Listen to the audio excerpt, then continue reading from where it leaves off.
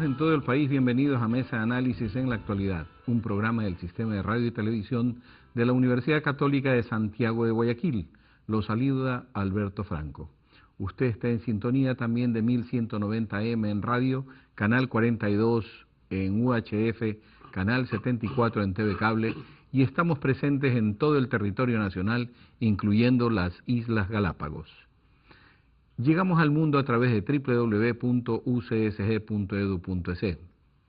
Hoy hemos invitado a nuestro estudio al ingeniero Antonio Tramontana, analista político con quien queremos abordar temas de interés general, como por ejemplo el caso del diario El Universo, las movilizaciones que se dan a partir del 8 de marzo, el perdón otorgado por el presidente de la República a los involucrados en el tema del mismo diario Universo y tantas otras situaciones que se están dando a nivel nacional.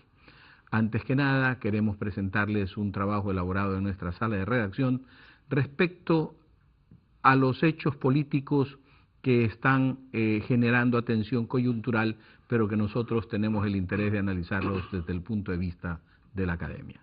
Inmediatamente en la entrevista.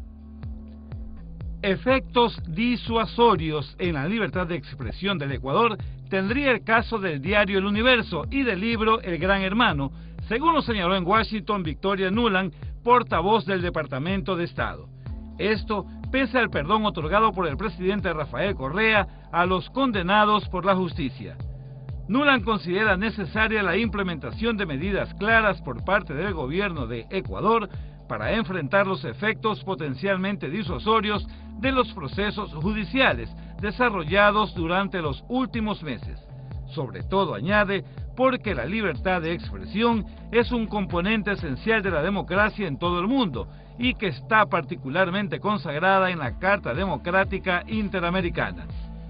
El caso se remonta a febrero del 2011, cuando el entonces jefe de opinión del Universo, Emilio Palacio, afirmó en una columna que en un futuro Correa podría ser enjuiciado por haber ordenado fuego a discreción y sin previo aviso en un hospital lleno de civiles, el 30 de septiembre del 2010, cuando hubo una sublevación policial. Dos tribunales condenaron a Palacio, a 3 directivos del diario, los hermanos César, Carlos y Nicolás Pérez, a 3 años de prisión y al pago de $10 millones cada uno, así como otros 10 millones por parte de El Universo. El 16 de febrero, la Corte Nacional de Justicia rechazó el recurso de casación del periódico.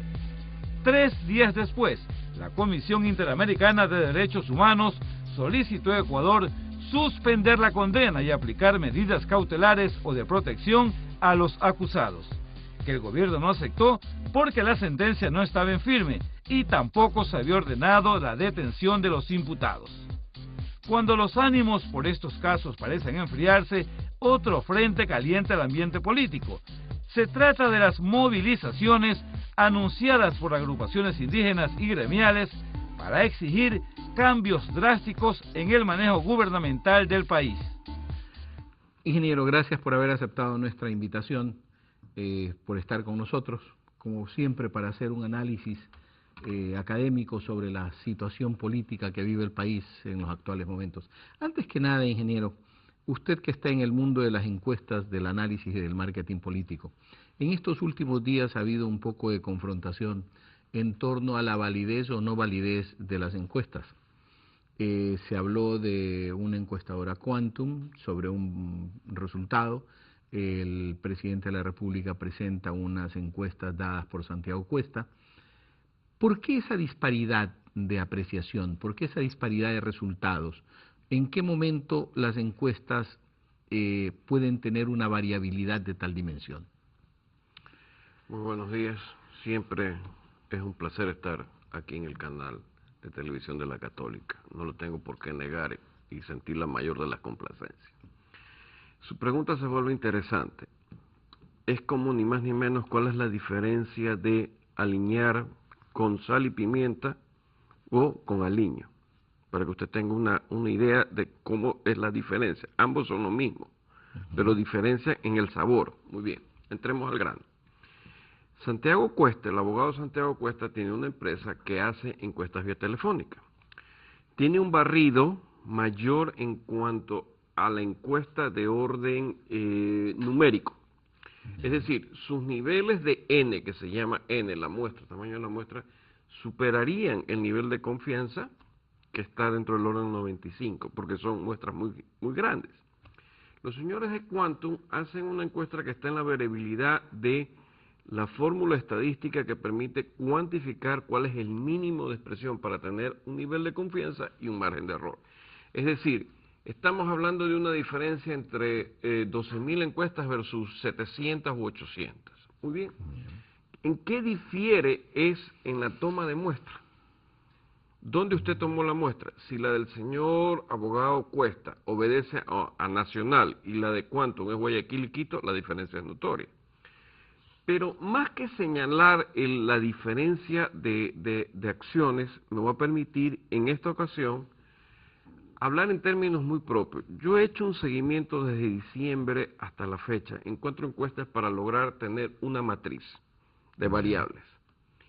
Cuando se encuestó en diciembre por el caso del Universo hasta enero, teníamos la siguiente observación de las muestras Guayaquil y Quito, en un orden de 500 cada una para cada ciudad. Sucedía que los encuestados respondían: ¿usted está de acuerdo con la sanción de los 3 años dentro del proceso?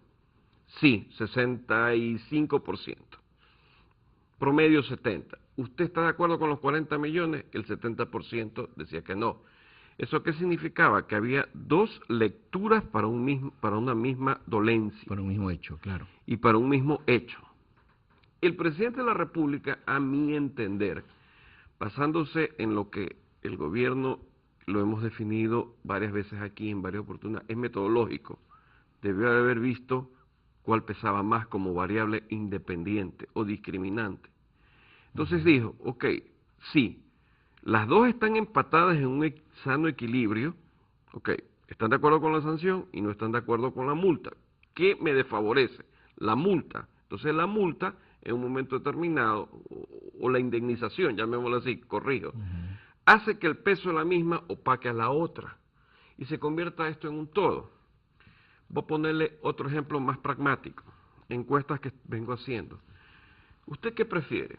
¿Tener seguridad o tener prácticamente empleo? Respuesta de las personas, ya a nivel nacional, hablando de un nivel de casos de N de 1800. Si tengo trabajo, tengo el dinero en el bolsillo, pero la seguridad hace que me roben. Si Claro. tengo trabajo. Del otro lado, si tengo seguridad y no tengo trabajo, no puedo comer, con lo cual es un solo empaquetamiento. No son variables que están la una. No están por sueltas encima. la una de la otra. No, entonces son variables que en un momento para comunicar hacen un todo. Asimismo la decisión presidencial, para poner el símil en un paralelo de incomprensión para quienes nos acompañan, el público que está escuchando y viendo, por supuesto, esta grabación, se va a dar cuenta de por qué es la razón de la cual él tomó la determinación. Pero, Sí. permítame y discúlpenme, quiero poner un punto seguido. De los medios de comunicación se ha pasado a los miedos en la comunicación después de la sentencia del Universo. Que quede claro. Eso ya lo vamos a tocar. Eso es un ají prácticamente mío que lo defino de esa manera. Eso ya lo vamos a tocar porque precisamente quiero ver cuál es el resultante de los hechos. El tema de la sentencia y su consiguiente perdón, que ha generado pues el revuelo internacional, ha generado las quejas incluso a nivel de la Comisión Interamericana de Derechos Humanos, la cual ha sido rechazada, y genera una línea también. ¿Podríamos hablar de una línea propia o particular del gobierno o una línea definida dentro de un contexto político latinoamericano de tratar de cambiar el sistema de operación y de acción de la Comisión Interamericana de Derechos Humanos y de la Relatoría de los Derechos Humanos de la OEA? ¿Cómo lo ve usted? Dentro del proceso de revolución interno hay un proceso de, si no me llego a equivocar, de rebelión externa.